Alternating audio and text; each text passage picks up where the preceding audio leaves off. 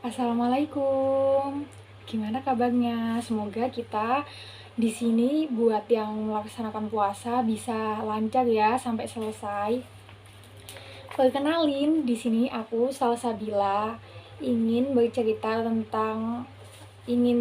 pengalamanku tentang berkenalan dengan orang baru, entah itu di real life maupun di dunia nyata. Nah, jadi di sini aku mau bercerita. Itu ada 5 orang, yang 2 orang ini dari sosial media di aplikasi Anonymous Chat, yang ketiga ini dari dunia nyata. Nah, aku bakal ceritain yang dari dunia nyata dulu ya, maksudnya kayak di real life ini. Yang pertama itu ada Pak Sutrisno. Pak Sutrisno itu bapak Gojek yang ngejemput aku dari terminal Bungukasih ke rumah aku. Jadi waktu itu ceritanya aku masih bingung, soalnya aku baru pertama kali dari Bungukasih ke rumah itu pakai Gojek. Sebelumnya aku selalu kayak dijemput masku, kalau enggak dijemput ayahku kan.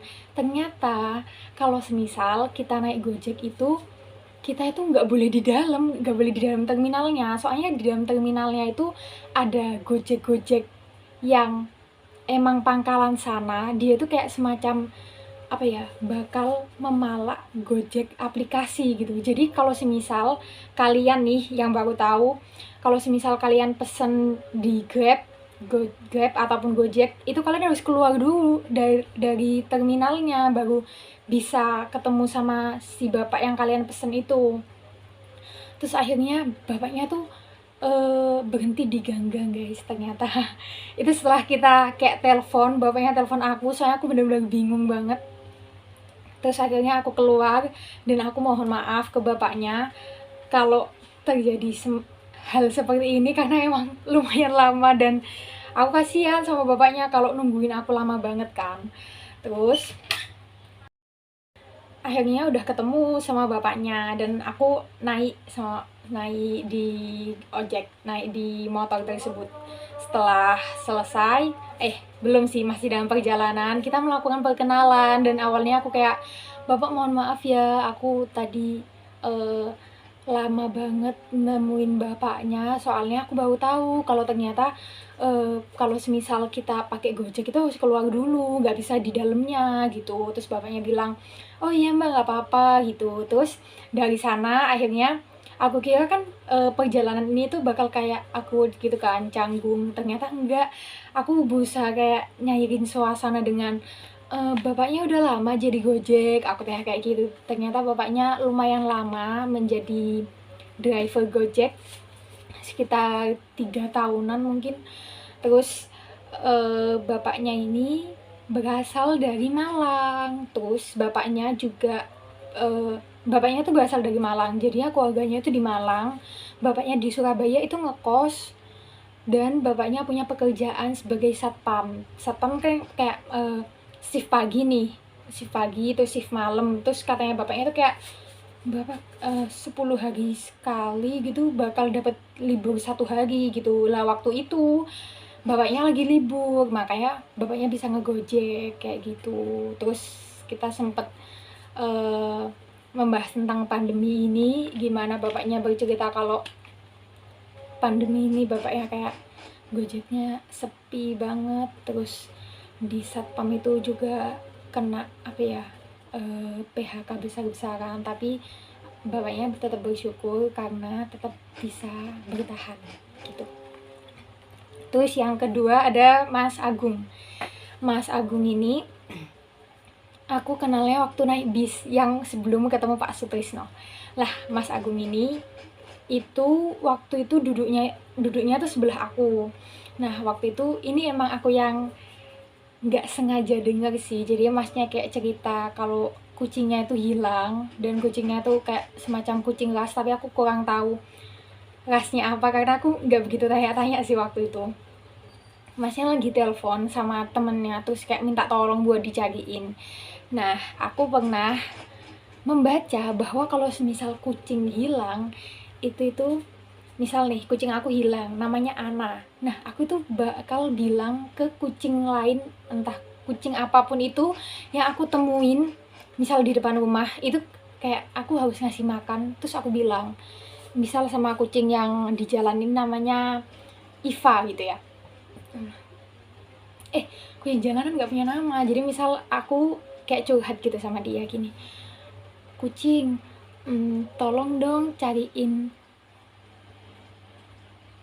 Ana karena aku itu kangen banget sama dia gitu.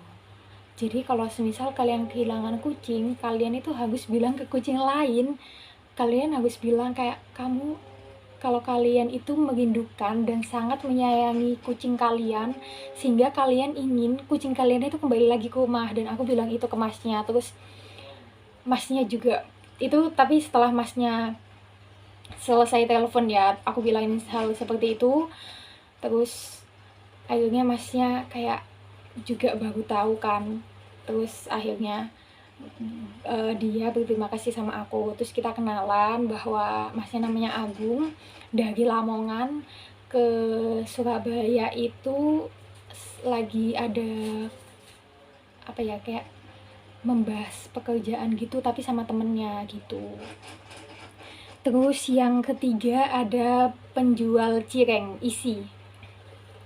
Jadi ceritanya tuh malam-malam sih, aku kayak pingin banget jajan. Terus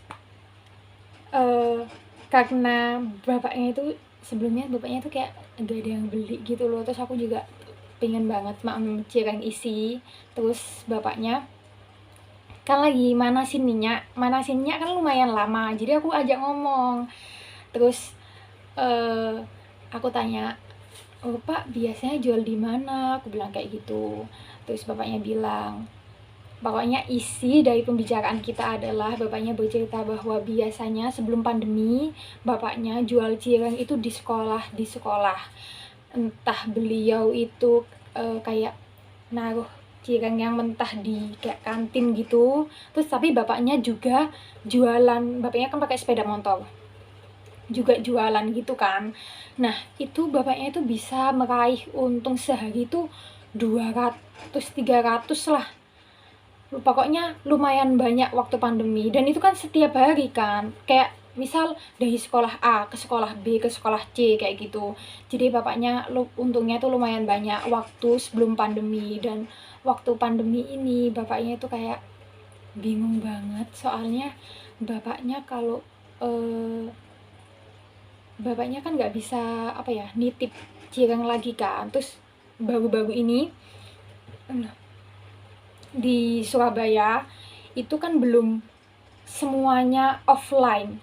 Nah, jadi waktu bapaknya nitip cirengnya itu kayak nggak semua laku gitu loh, dan ujung-ujungnya bakal basi. Terus ya bapaknya malah rugi, makanya bapaknya sekarang nggak nitip lagi, bapaknya pakai sepeda motor. Bapaknya rumahnya di Surabaya ya guys, di Sepanjang kalau kalian tahu. Terus jualannya di Kota Baudirojo, itu lumayan jauh. Ya Allah, dan itu aku belinya jam 9 lebih lah, mau setengah 10. Terus ya udah, terus karena cireng aku udah mateng, percakapan kita selesai, dan mendoakan semoga bapaknya kedepannya cirengnya semakin laku. Amin. Yang kedua, yang selanjutnya ini dari dunia maya. Nah, ini ada dari Mas Sagara. Jadi kita berkenalan, terus kayak aku tanya tentang apa yang hobinya apa gitu kan. Terus dia bilang kalau dia hobinya membaca. Nah, aku juga membaca, tapi aku kayak membaca novel, bukan membaca kayak berita gitu, kurang suka ya aku. Aku lebih suka kayak membaca novel cinta-cinta gitu.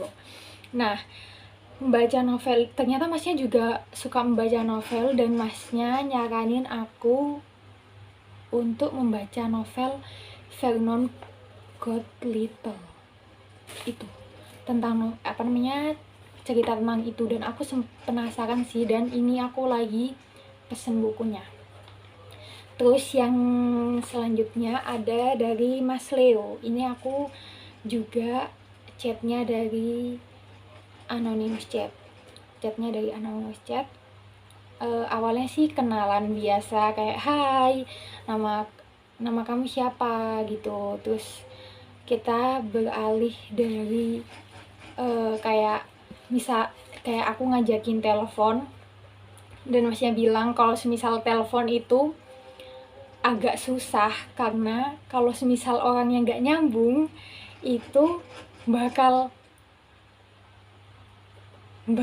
aneh, bakal canggung banget lah pembicaraannya. Terus aku juga menyetujui hal tersebut karena sebelumnya aku pernah telepon kayak gitu dan lawan bicara aku itu kayak kurang aktif dalam percakapan kita gitu.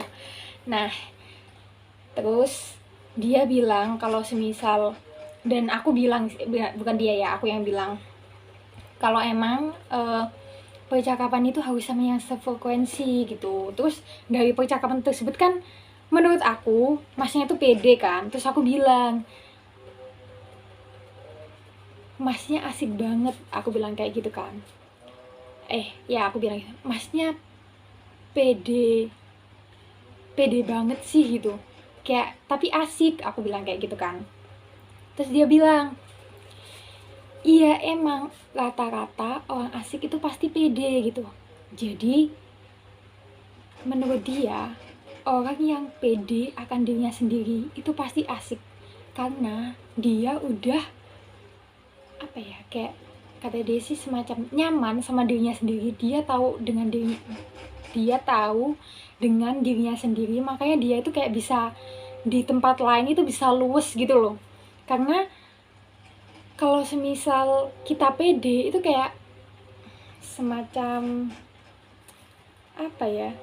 dia tuh good mood, terus orang lain pun bakal good mood. Beda kalau semisal kalian itu murung, pasti vibes-nya itu kayak gak bagus gitu loh, dan itu tuh bikin kalian jelek juga, kayak males, kayak gak pede, kayak suram lah pokoknya gitu. Jadi masnya kayak, terus kita sempat membahas tentang kepercayaan diri, dan masnya bilang pokoknya dibawa santai aja, tapi dalam santai tersebut kamu juga tetap harus bisa menyeimbangi lawan bicara tersebut. Jadi kamu dalam waktu senggang usahakan itu juga mencari hal-hal yang kamu sukain, biar nanti kamu kalau ketemu orang itu kamu bisa menceritakan apa yang kamu sukain, meskipun misal orangnya nggak suka ya, tapi kamu semacam bisa menceritakan bahwa ini loh yang aku sukain, asik loh ini, yang aku sukain itu menyenangkan, kayak gitu. Nah, aku udah menceritakan dari 5 orang ini, dari perkenalannya, yang 3 dari dunia maya, yang 2 dari dunia yang 3 dari dunia nyata, yang 2 dari dunia maya. Semoga ini dapat membantu kalian dalam melakukan percakapan di manapun tersebut. Dan kalian kalau bisa, mungkin awal-awal ya kalian bakal kayak gemeter gitu sih, soalnya pasti awal-awal aku sendiri juga gak berani, tapi karena emang aku kalau misal nunggu gitu gabut, aku tuh pasti bakal ngajak ngomong orang gitu sih. Mungkin kalian juga bisa mencoba hal tersebut. Sekian dari aku, semoga hal yang aku ceritakan, pengalamanku ini dapat bermanfaat buat kalian. Terima kasih. Wassalamualaikum.